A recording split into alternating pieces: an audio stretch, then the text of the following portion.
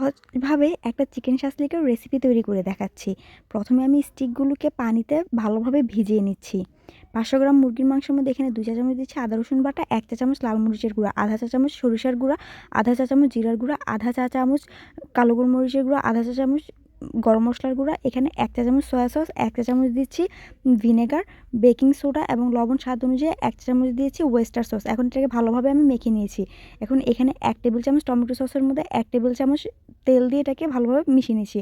এখন এখানে 3 ধরনের ক্যাপসিকাম এবং পেঁয়াজ দিয়ে আমি ভালোভাবে সবগুলোকে একসাথে মেখে নিচ্ছি। এখন স্টিকগুলোর মধ্যে আমি একে একে এগুলোকে গেঁথে নিচ্ছি। আপনারা আপনাদের পছন্দ মতো যে কোনোভাবে ইচ্ছা মতো এগুলোকে গেঁথে শাসলিকে তৈরি করে নিতে পারেন।